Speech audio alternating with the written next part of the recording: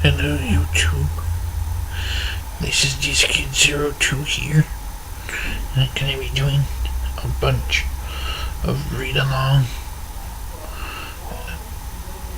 Disney CD read-alongs.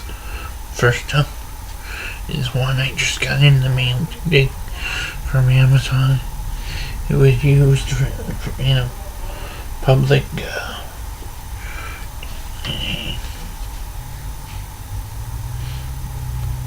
in a library. This was actually a library book and CD from Front Fort Worth Library. So let's get started.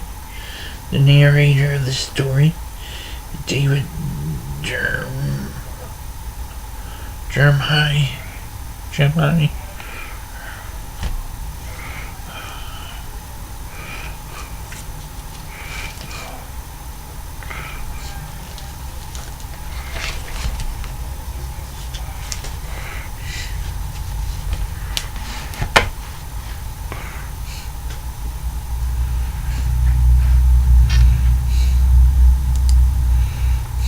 Sorry about that.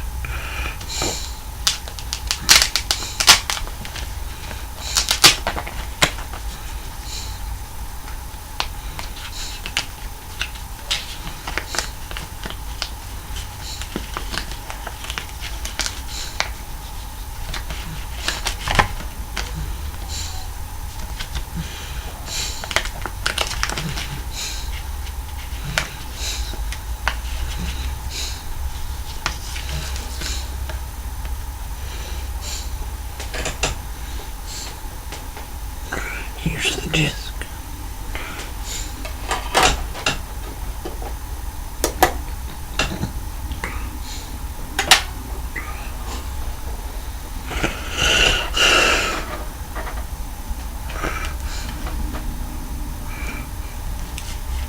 The Muppets have to stage a comeback show to save their theater.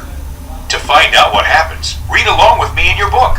You will know it's time to turn the page when you hear this sound. It's time to meet the Muppets. Let's begin now. Walter and Gary were brothers who did everything together. They were roommates, and they lived in small-town USA. Walter had never really felt at home in small town, but he tried to focus on the fun times he had with Gary. They both loved riding bikes, singing and dancing, and the Muppets. They really loved the Muppets. In fact, it was Walter's dream to visit the Muppet Studios in Los Angeles.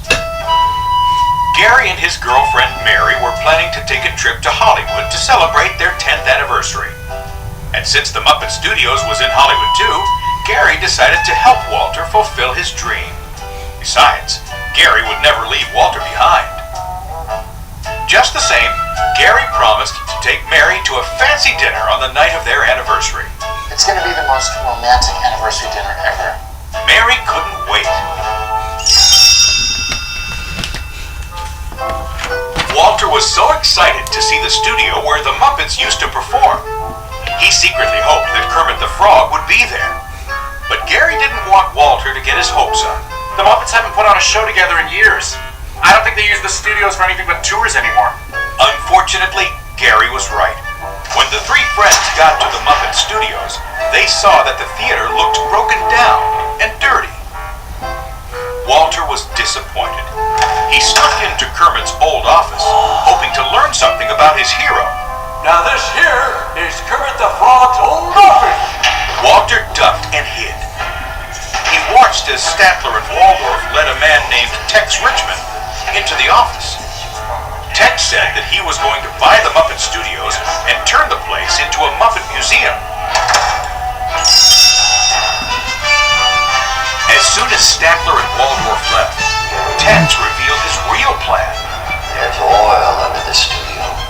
In 2 weeks, we tear this place to the ground and start drilling. The only chance the Muppets had was to raise $10 million. That way, they could buy back their studio. Walter had to warn Kermit.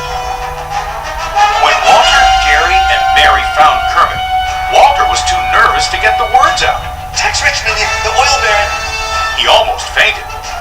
Kermit knew the only way to raise $10 million was to put on a show with the whole group, but the other Muppets had gone their separate ways.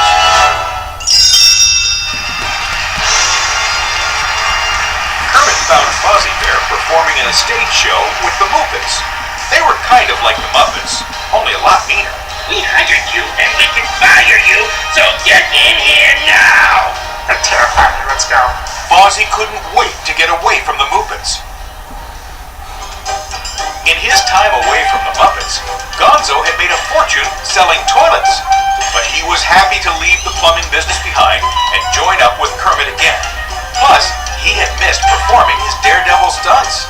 Citizens of Earth, the great Gonzo is back. I pledge never to hold a plunger again.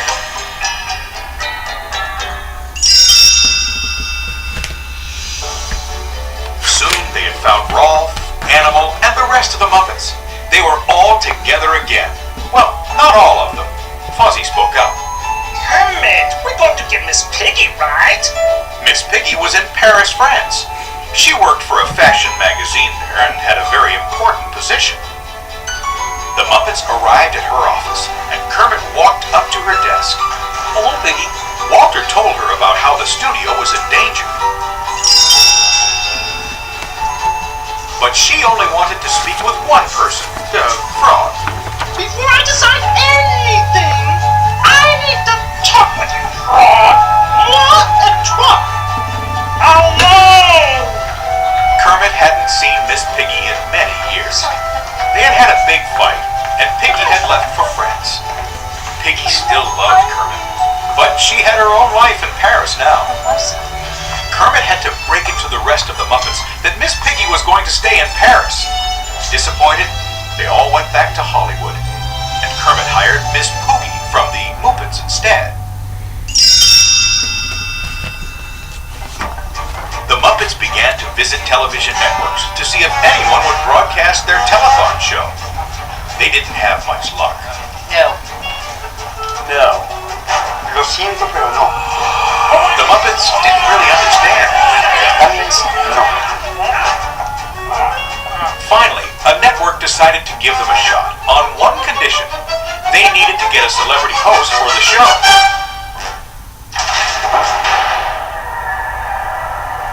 The Muppets happily went back to their old auditorium, but when they got there, they discovered that it was a mess. Fozzie was doubtful. Kermit, there's no way we can rehearse with a place like this. But Gary would not give up. Mary, Walter, and I, well, we would be happy to help you rebuild the theater. The Muppets had a great time cleaning up the old auditorium. Gary noticed that Walter was fitting right in with his new friends. It made Gary feel a little sad to see his brother spending so much time with the Muppets.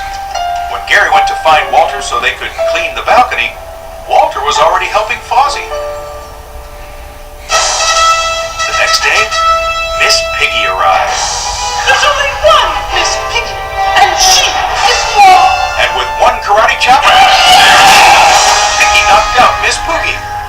The Muppets were happy to see Piggy again, but everything else was a disaster. The timing was off in the opening song, most of the acts were rusty, and Kermit couldn't find a celebrity host.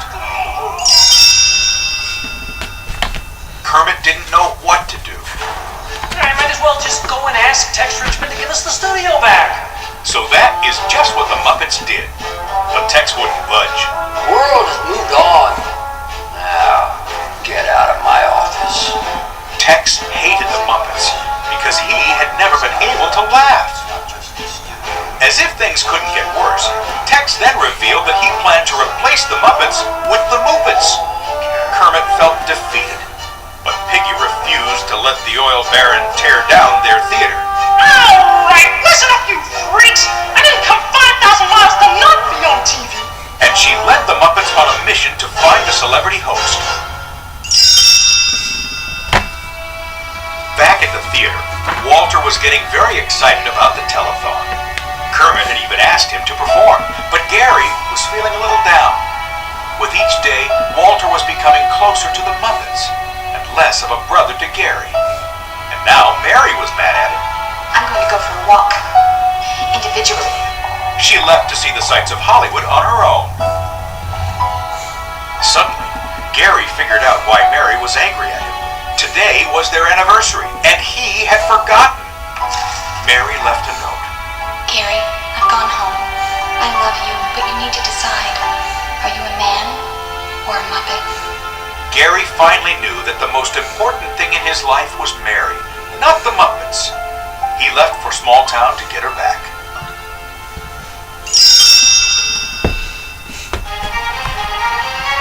Meanwhile, Piggy and a few of the other Muppets had somehow kidnapped a Hollywood actor to host their show. When she told Kermit about it, he got hot and mad. Fozzie argued that saving the Muppets was more important than breaking the law. Kermit couldn't believe his ears. Do frogs even have ears? At last, everything was ready for the show.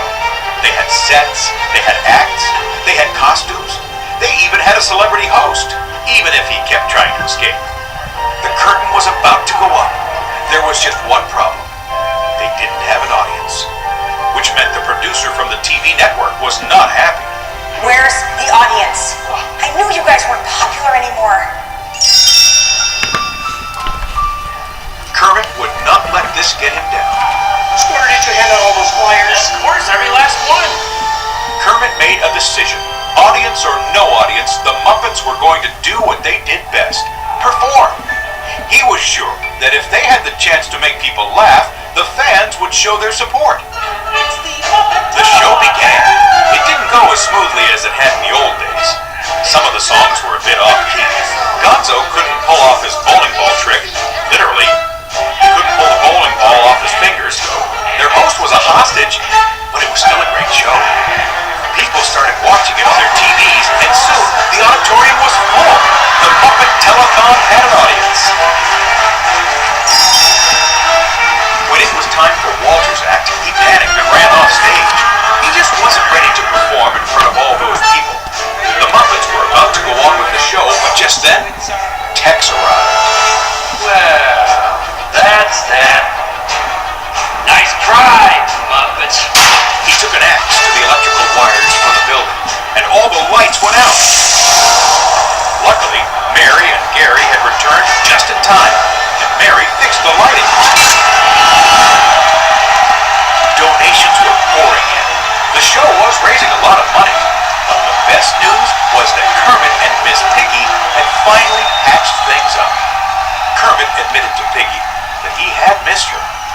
Maybe you don't need the whole world to love you. Maybe you just need one person.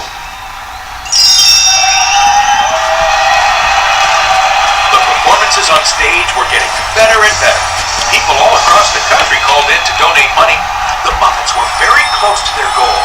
Walter knew that it was now or never. He walked on stage and finally did his act. He whistled beautifully, and the fans loved it. By the time Walter finished his song, the Muppets had raised $9,999,999. They just needed one more dollar. And that was when Tex knocked over a telephone pole outside, and the phone stopped ringing. The clock struck midnight, and it was all over.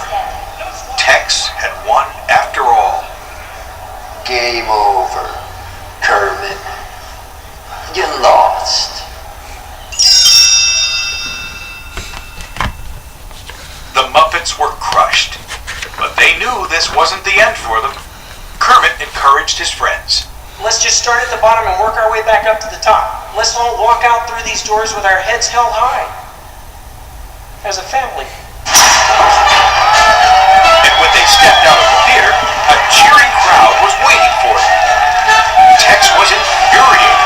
Just then, Gonzo finally finished his bowling ball trick. Hey guys, I think I finally worked out how to work. The bowling ball flew off his hand and right into Tex's head.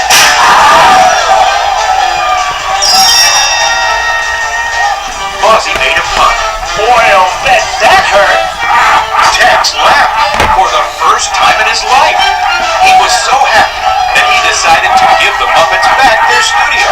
Of course, it had nothing to do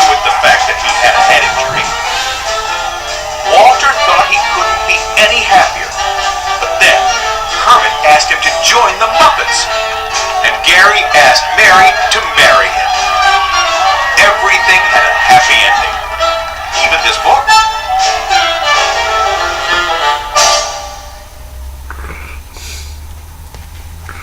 I hope you enjoyed this read-along. Please comment, rate, and subscribe. And also, if you'd like to donate to the St. John Pet Food Pantry through my Patreon or PayPal account, that would be graciously appreciated.